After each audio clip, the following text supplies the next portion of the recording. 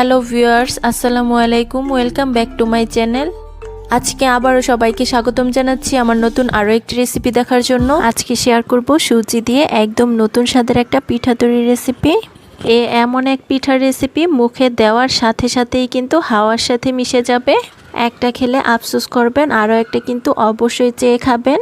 এতটাই মজার হয় এই পিঠাগুলো। ঘরে যদি সুজি আর অল্প কিছু উপকরণ থাকে তাহলেই কিন্তু আজকের এই নতুন ধরনের পিঠাগুলো বানিয়ে ফেলা যাবে। হঠাৎ পিঠা খেতে ইচ্ছে করলে বাসায় চালের গুঁড়া না থাকলে সুজি দিয়ে তৈরি করে নিতে পারেন এই মজাদার পিঠাটি। আশা করছি আমার আজকের রেসিপি সবার কাছে ভীষণ ভালো লাগবে। ভালো লাগলে প্লিজ একটি লাইক দিয়ে চ্যানেলটিকে সাবস্ক্রাইব করে দিবেন। তাহলে চলুন দেখে নেওয়া যাক আজকের নতুন স্বাদের পিঠাটি কিভাবে তৈরি করছি। ফার্স্টে এখানে দেখুন আমি একটা ছোট্ট বাটিতে একটা ডিম ভেঙে নিচ্ছি। ডিমটা কিন্তু আমাদের অবশ্যই রুম টেম্পারেচারে হতে হবে, মানে ডিমটা যদি ফ্রিজে থাকে তাহলে আমাদের অবশ্যই পিঠা তৈরি করার 30 মিনিট আগে বের করে নিতে হবে। এখন ডিমটাকে আমি একটা সাইডে রেখে দিব। এখন আমরা পিঠার জন্য একটা ব্যাটার তৈরি করব। তার জন্য এখানে দেখুন একটা মিক্সিং বোলে নিয়ে নিচ্ছি 1 কাপ পরিমাণ সুজি, তারপর দিয়ে দিচ্ছি হাফ কাপ পরিমাণ চালের গুঁড়া। আপনারা চাইলে এখানে চালের গুঁড়ার পরিবর্তে আটা কিংবা ময়দাও দিতে পারেন। তারপর অ্যাড করে দিচ্ছি 1 টেবিল চামচ ইস্ট পাউডার। তারপর আমি এখানে অ্যাড করে দিচ্ছি 2 টেবিল চামচ গুঁড়া দুধ। তারপর দিয়ে দিচ্ছি স্বাদ অনুযায়ী লবণ। এখন আমি একটা হুইস্কের সাহায্যে এই সব কিছু উপকরণ খুব ভালোভাবে মিশিয়ে নিব। এখানে গুঁড়া দুধটা কিন্তু অপশনাল, আপনাদের হাতের কাছে থাকলে দিতে পারেন, না থাকলে স্কিপ করতে পারেন। তবে দিতে পারলে পিঠাগুলো খেতে কিন্তু অনেক বেশি মজার হবে।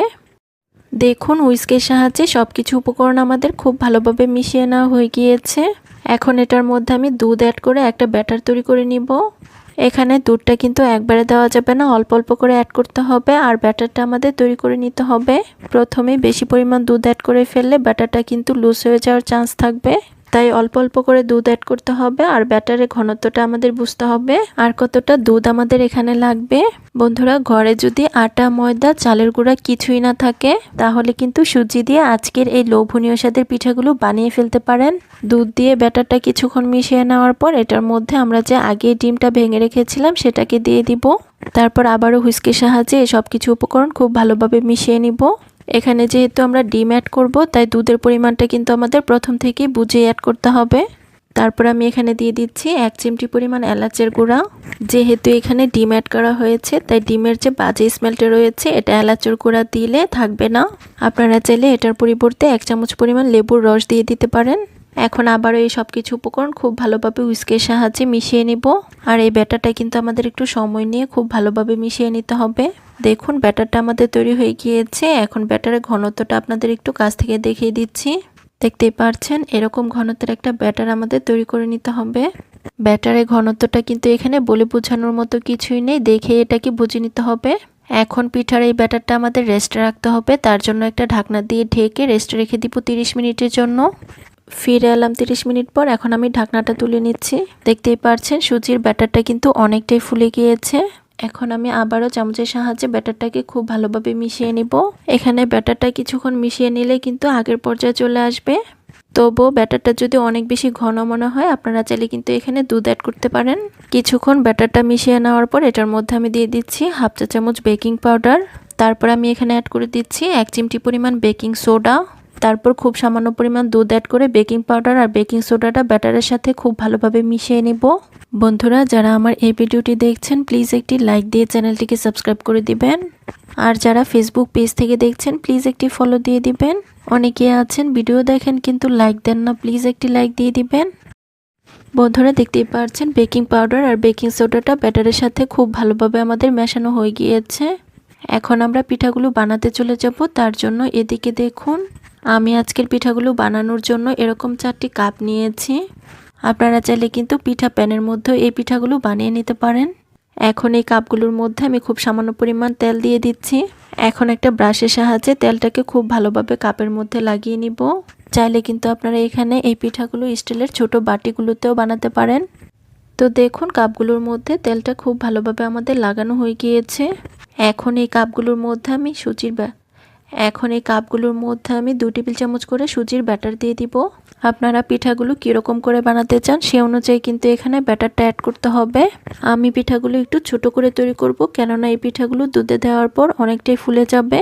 দেখুন সবগুলো কাপের মধ্যে আমাদের পিঠার ব্যাটার দেওয়া হয়ে গিয়েছে। এখন এগুলোকে আমাদের ভাপিয়ে নিতে হবে। তার জন্য এদিকে দেখুন চুলায় আমি আগে একটা কড়াইয়ে পর্যাপ্ত পরিমাণ পানি ফুটিয়ে নিয়েছি। এখন এই ফুটন্ত পানির উপরে আমি একটা চালনি দিয়ে দিচ্ছি। আপনারা চাইলে কিন্তু স্টিমারের সাহায্যেও ভাপিয়ে নিতে পারেন। এখন আমি এটার মধ্যে একে একে কাপগুলোকে দিয়ে দিচ্ছি। এখন একটা ঢাকনা দিয়ে ঢেকে দিব 10 মিনিটের জন্য। এই পিঠাগুলো হতে কিন্তু খুব বেশি একটা সময় লাগে না। এই 10 মিনিটের মধ্যে পিঠাগুলো কিন্তু খুব সুন্দরভাবে কুক হয়ে যাবে। ফিরে এলাম 10 মিনিট পর। এখন আমি ঢাকনাটাকে তুলে নিচ্ছি। দেখতেই পাচ্ছেন পিঠাগুলো কত সুন্দর ফুলে ডাবল হয়ে গিয়েছে। এখন আমি একটা কাঠির সাহায্যে চেক করে নিচ্ছি পিঠার ভিতরটাও হয়েছে কিনা। দেখতেই পাচ্ছেন কাঠিটা একদম ক্লিন এসেছে, তার মানে পিঠার ভিতরটাও হয়ে গিয়েছে। এখন আমি এই কাপগুলোকে চুলা থেকে নামিয়ে নিব। আর আমার আরও কিছুটা পরিমাণ ব্যাটার রয়ে গিয়েছে, সেগুলোকে আমি অফ স্ক্রিনে বানিয়ে নিব। বন্ধুরা আমি অফ স্ক্রিনে সবগুলো পিঠা বানিয়ে নিয়েছি। এখন আমি পিঠার জন্য একটা শিরা তৈরি করব। তার জন্য চুলায় আবারও একটা কড়াইয়ে দিয়ে দিচ্ছি 3 কাপ পরিমাণ লিকুইড ঘন দুধ। তারপর এটার জন্য মিষ্টির জন্য দিয়ে দিচ্ছি হাফ কাপ পরিমাণ চিনি।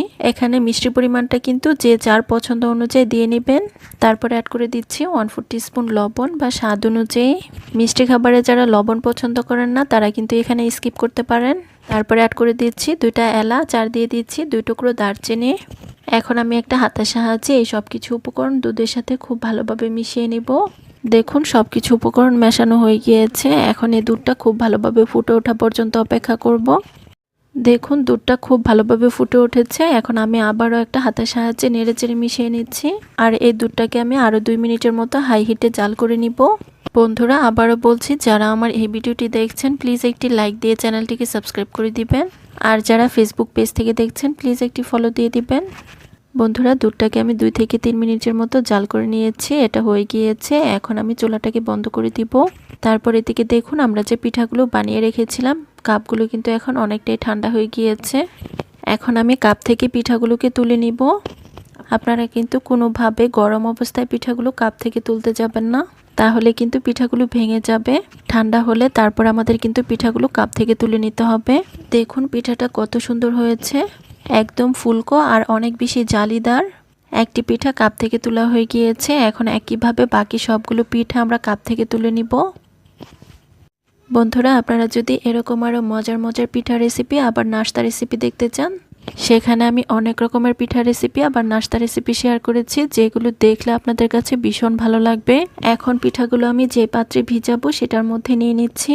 দেখুন আমি সবগুলো পিঠা একটা সার্ভিং ডিশের মধ্যে নিয়ে নিয়েছি। এখন এই পিঠাগুলোর মধ্যে আমি দুধের শিরাটাকে অ্যাড করে দিব। বন্ধুরা শীতের সিজনে এই দুধে ভেজানো পিঠাগুলো কিন্তু খুবই জনপ্রিয়, আর গ্রাম অঞ্চলে কিন্তু এই পিঠাগুলো খুবই জনপ্রিয়। দেখুন সবগুলো পিঠার মধ্যে আমাদের দুধের শিরাটা অ্যাড করা হয়ে গিয়েছে। এখন আমি এটাকে একটা সাইডে রেখে দিব 1 থেকে 2 ঘন্টার জন্য। আমি কিছু পিঠা এরকম ছোট বাটির মধ্যেও ভিজিয়ে নিচ্ছি। সবগুলো পিঠা দুধের শিরাতে দেওয়া হয়ে গিয়েছে। 2 ঘন্টা পর পিঠাগুলো আপনাদের মাঝে আমি পরিবেশন করে দেখিয়ে দিব। ফিরে এলাম প্রায় 2 ঘন্টা পর। দেখতেই পাচ্ছেন প্রতিটি পিঠা কত সুন্দর ফুলে ডাবল হয়ে গিয়েছে। এখন পিঠাগুলোর ওপর দিয়ে আমি কিছুটা পরিমাণ কাঠবাদাম কুচি দিয়ে পরিবেশন করে নিচ্ছি। বন্ধুরা দেখুন পিঠাগুলো দেখতে কি অসম্ভব সুন্দর লাগছে। পিঠাগুলো শুধু দেখতেই লোভনীয় নয়, খেতেও হয়েছে অনেক বেশি সুস্বাদু। আমি একটি পিঠা আপনাদের মাঝে কেটে শেয়ার করছি আর দেখিয়ে দিচ্ছি ভিতরটাও কত সুন্দর হয়েছে। আশা করছি আমার আজকের নতুন ধরনের পিঠা রেসিপিটি সবার কাছে ভীষণ ভালো লেগেছে। আশা করছি রেসিপি ভালো লেগেছে। ধন্যবাদ সবাইকে। আল্লাহ হাফিজ।